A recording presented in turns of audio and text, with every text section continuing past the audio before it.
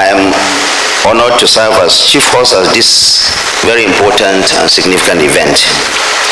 For over 5 decades, Nigeria has remained at the forefront of efforts to promote peace, democratic governance, and regional integration across West Africa. The DG Vaughan has enumerated that to a great extent. From peacekeeping missions to mediation efforts, from supporting democratic transitions to strengthening regional institutions, Nigeria has consistently demonstrated leadership and commitment to the stability and progress of the sub-region. These contributions reflect a clear principle. Nigeria's stability and progress are closely tied to West Africa's stability.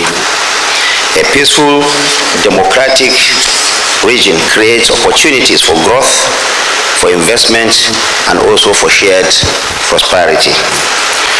Central to this legacy is the Voice of Nigeria. Established in 1961, Vaughan has evolved into a key instrument of public diplomacy, broadcasting in English, French, Arabic, and several African languages across audiences in Africa, in Europe, and beyond.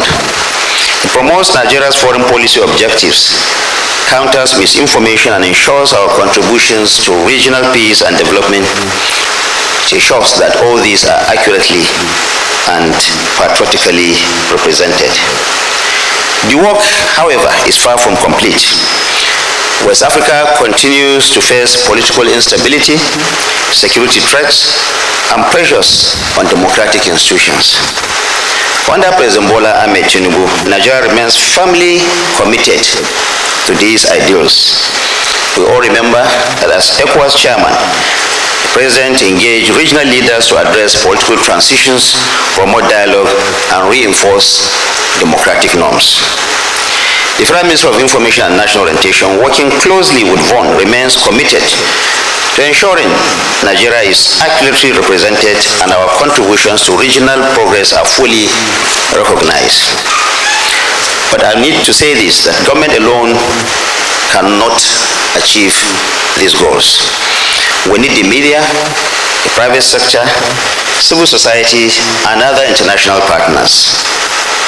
Indeed, confronting our challenges and identifying pathways forward is a collective responsibility. We have a duty, all of us, to sustain democracy across the African continent. President Bola Ahmed Tinubu is focused on firmly situating Nigeria as Africa's foremost nation. And that is why we must reject the utterly false narrative that the country is on the brink of collapse.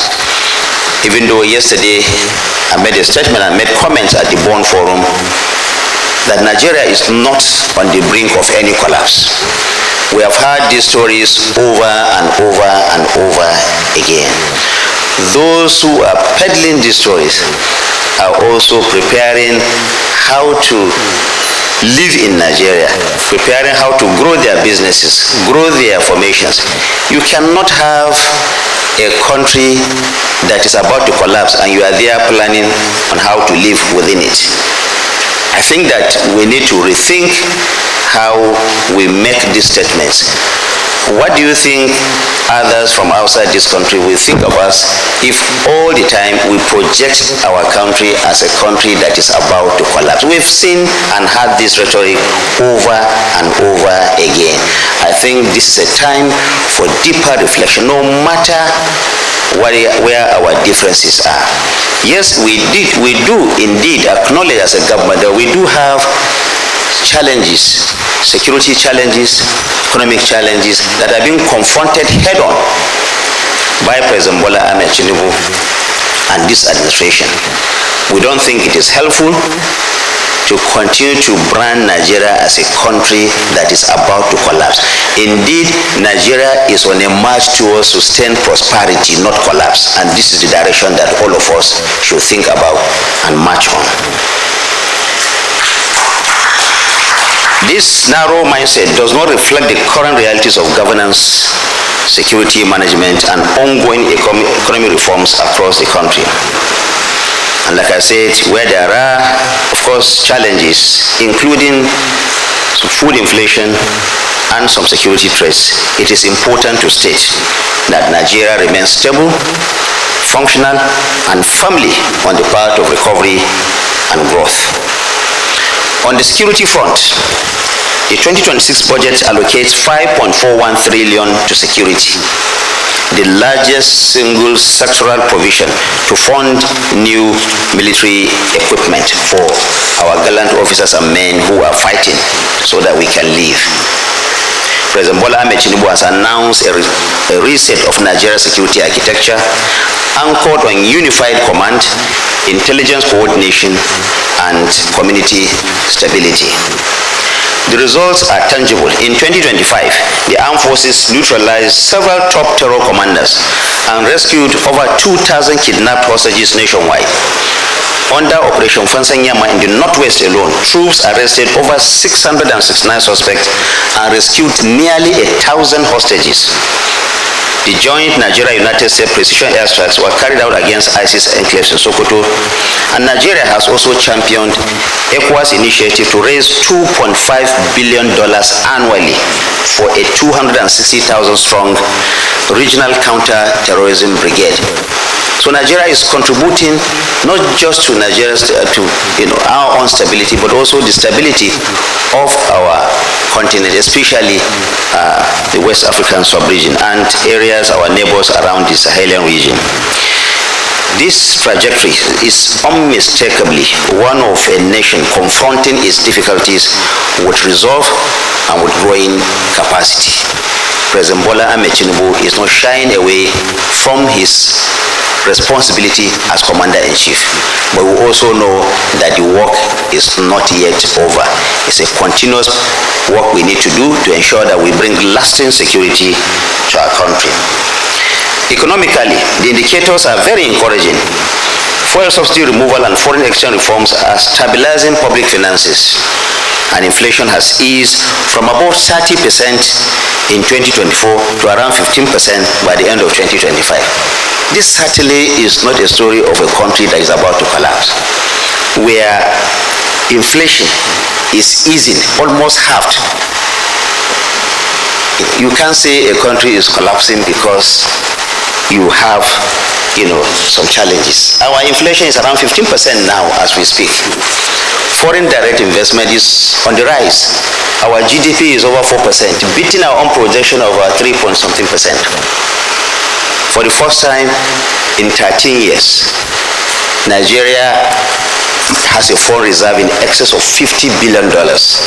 This is not the example of a country that is about to collapse.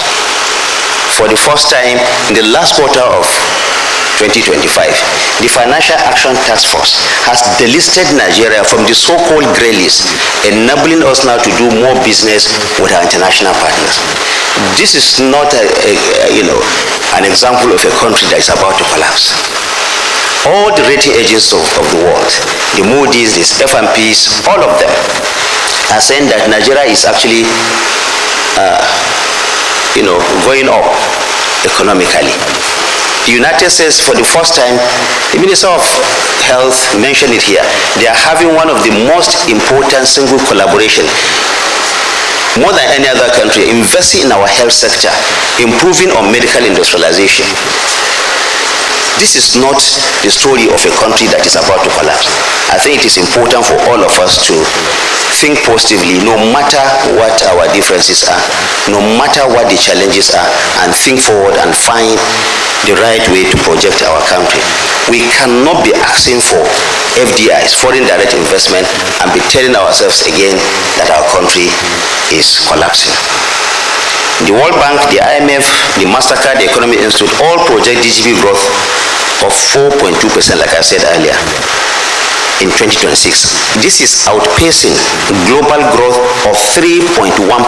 While the world is looking at a growth of 3.1%, Nigeria is being projected to have a growth of between 4.2 and 4.4% in 2026. For the first time in a decade, the IMF projects Nigeria to overtake Algeria to become Africa's third largest economy in 2026.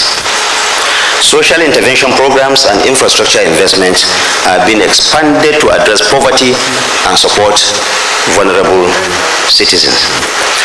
Further contradicting claims of collapse, I want to quote the FTSE results April 2026 that was published only a few days ago. They said the April 2026 Equity Classification Review upgraded Nigeria from the so-called unclassified to frontier market status. This is, of course, citing improvements in foreign exchange liquidity, market transparency, and ease of capital repatriation. Ladies and gentlemen, we all know that only a few years ago, even the foreign airlines that had billions of dollars trapped in our economy here, there's no airline now that has a single dollar that they cannot repatriate from this country. What President Bola Ahmed Tinubu is doing with the PEPEC, Presidential Enabling Business Environment Council, is to ensure that anybody that comes to this country and puts in his money will have the opportunity to repatriate his funds, provided you follow our laws.